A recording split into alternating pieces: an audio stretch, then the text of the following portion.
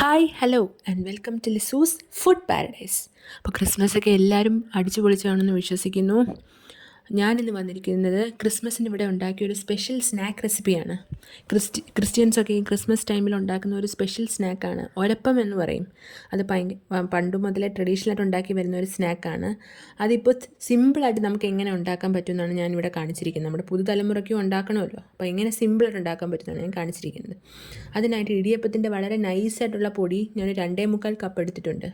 അതിനകത്ത് ഒരു 7 മുട്ട, ഒരു 2.25 കപ്പ് പഞ്ചസാര, പിന്നെ തേങ്ങാപ്പാലാണ് വേണ്ടത്. ഒരു 3 തേങ്ങയുടെ പാല് നല്ല പോലെ എടുത്തിട്ടുണ്ട്. 1-ാം പാലും 2-ാം പാലും എല്ലാം ഒരുമിച്ചെടുത്ത് നല്ല പോലെ ലൂസ് കൺസിസ്റ്റൻസിയിൽ കുഴച്ചെടുക്കണം. എത്രത്തോളം പാലുണ്ടോ അത്രയും നല്ലതാണ്. കാരണം പാല് കുറഞ്ഞു പോയി കഴിഞ്ഞാൽ ഈ അരിപ്പൊടി പെട്ടെന്ന് വെന്ത് വരും, പെട്ടെന്ന് അങ്ങ് കുറുകി വരും, പക്ഷേ വേവത്തതും ഇല്ല. കണ്ടോ, ഇതിൻ്റെ കൺസിസ്റ്റൻസി ഉണ്ട്, നല്ല വെള്ളം പോലെ ഇരിക്കണം. ഈ കൺസിസ്റ്റൻസിയിലായി കഴിഞ്ഞ ശേഷം നമ്മളൊരു പാത്രത്തിൽ, നോൺ സ്റ്റിക്ക് പാത്രത്തിൽ ബട്ടർ ഇടണം. ഒരു 200 ഗ്രാം ബട്ടറാണ് എടുത്തിരിക്കുന്നത്. നിങ്ങൾക്ക് 100 മതിയെങ്കിൽ 100 ആയാലും മതി.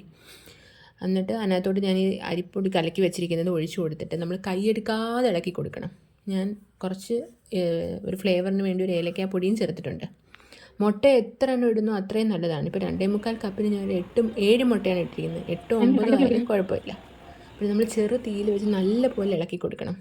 ഇളക്കി നമ്മൾ അലുവ പരുവത്തിലാക്കണം. കാരണം എന്നിട്ട് ഈ സമയത്ത് നമുക്ക് വറുത്ത കുറച്ച് നട്ട്സ് വിട്ട് കൊടുക്കാം.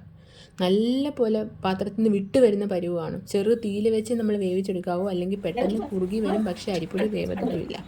എന്നിട്ട് നമ്മൾ നെയ്യ് തടവി വെച്ചിരിക്കുന്ന ഒരു കേക്ക് ടിന്നിലേക്ക് നമ്മളത് മാറ്റി കൊടുക്കണം. നല്ലപോലെ സ്പാച്ചുല വെച്ച് നല്ല പോലെ എല്ലായിടത്തും ഒരേപോലെ തേക്കണം.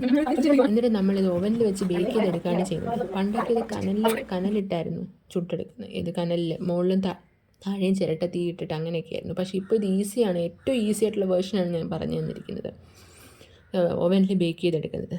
അപ്പോൾ ഇതെല്ലാവരും ഒന്ന് ട്രൈ ചെയ്ത് നോക്കണം.